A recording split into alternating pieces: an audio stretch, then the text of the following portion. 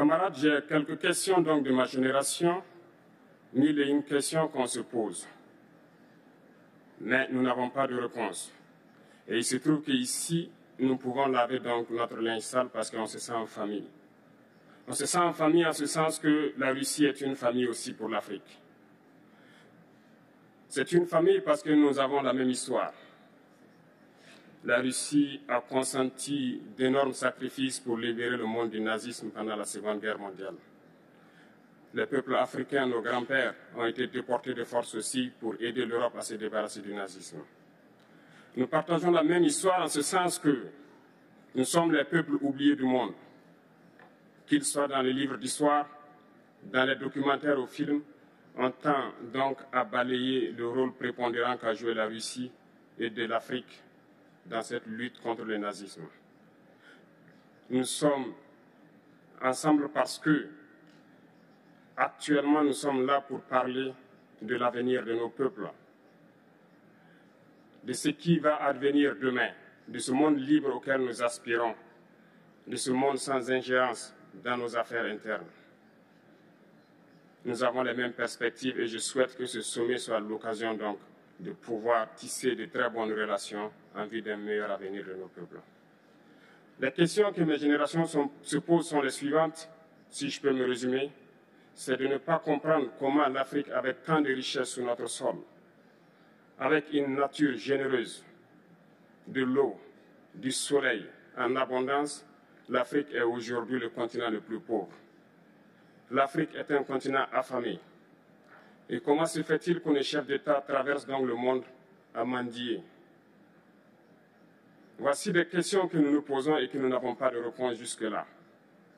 Nous avons l'occasion de tisser de nouvelles relations.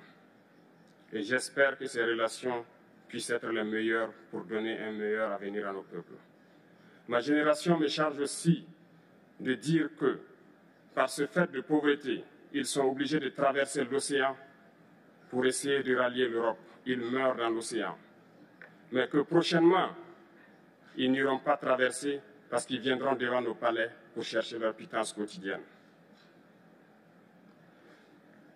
Pour ce qui concerne le Burkina Faso, aujourd'hui, nous sommes confrontés depuis plus de 8 ans à la forme de manifestation la plus barbare, la plus violente du néocolonialisme, de l'impérialisme. L'esclavage qu'on tend encore à nous imposer. Nos dévanciers nous ont bien appris une chose. L'esclave qui n'est pas capable d'assumer sa révolte ne mérite pas que l'on s'apitoie sur son sort. Nous ne nous apitoyons pas sur nos sorts, on ne demande pas que quelqu'un s'apitoie sur notre sort. Le peuple burkinabé a décidé de lutter contre l'île terroriste en mesure de relancer son développement. Dans cette lutte, des vaillants peuples, des vaillantes populations se sont engagées à prendre les armes face au terrorisme, ceux que nous avons affectueusement appelés les VDP, des volontaires. Nous sommes surpris de voir les impérialistes traiter ces VDP de milices et de tout type. C'est décevant, parce qu'en Europe, lorsque des peuples prennent les armes pour défendre leur patrie, on les traite de patriotes. Nos grands-pères ont été déportés pour sauver l'Europe. Ce n'était pas avec leur consentement, contre leur gré. Et bien au retour, on se rappelle bien qu'à Tiaroy, lorsqu'ils ont voulu revendiquer leurs droits élémentaires, ils ont été massacrés. Cela ne fait rien donc. Lorsque nous, peuple, nous décidons de nous défendre, on nous traite de milices. Mais là n'est pas le problème. Ce qui est le problème, c'est de voir des chefs d'État africains qui n'apportent rien à ces peuples qui se battent, mais qui chantent la même chose que les impérialistes en nous traitant de milices, en nous traitant donc d'hommes qui ne respectent pas les droits de l'homme. De quels droits de l'homme parle-t-on? Nous nous offusquons contre cela et c'est honteux. Il faut que nous, chefs d'État africains, nous arrêtons de nous comporter donc en marionnettes qui dansent à chaque fois que les impérialistes tirent sur les ficelles. Hier, le président Vladimir Poutine a annoncé donc l'envoi des céréales en Afrique. Nous sommes bien contents. Nous lui disons merci pour cela. Mais aussi, c'est un message passé à nous, chefs d'État africains, parce qu'au prochain forum, nous ne devrons pas venir ici sans avoir assuré, pour ceux qui ne connaissent pas la guerre, l'autosuffisance alimentaire de nos peuples.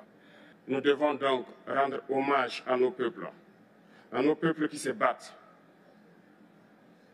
Gloire à nos peuples, dignité à nos peuples, victoire à nos peuples. La patrie ou la mort, nous vaincrons. Et pour répondre à notre jeune frère, notre cadet, capitaine Traoré, président du Faso, l'Afrique, les chefs d'État ne sont pas venus ici pour mendier. Tout comme nous n'allons pas ailleurs pour tendre la main. Nous travaillons pour un partenariat d'égale dignité entre les peuples. C'est le même discours qu'on tient à Dakar, ici à Saint-Pétersbourg ou à Washington. Donc je pense que le combat de l'Afrique est d'abord un combat pour la dignité. Et ce combat, il transcende les générations. Je suis très heureux, moi, d'être à côté du président Museveni ou du président Denis Sassou Nguesso, qui ont été pour l'un des combattants de la liberté, pour d'autres, des modèles de résilience. Et chaque génération a son combat à mener. Le nôtre, c'est de combattre d'abord le terrorisme qui est en train de gangréner notre continent. Mais aussi, c'est de travailler pour le développement de notre continent. Mais si on y regarde de très près, pourquoi l'Afrique en est à cette situation? C'est justement le poids de l'histoire, l'héritage de l'esclavage, de la colonisation qui se poursuit à travers des manifestations de néocolonialisme et à travers l'injustice du système que nous combattons au quotidien. Nous avons demandé la réforme du système des Nations Unies. Nous avons demandé la réforme de la gouvernance mondiale qui, aujourd'hui, conditionne la vie de nos États. Et quels que soient par ailleurs nos efforts, si ces règles ne sont pas modifiées, eh bien, nous n'irons nulle part. C'est pourquoi il est important que nous travaillions dans la solidarité, que nous travaillions également à l'échelle du continent, puisque les défis sont majeurs. Nous avons des micro-États hérités du Congrès de Berlin qui nous empêchent de travailler à l'échelle.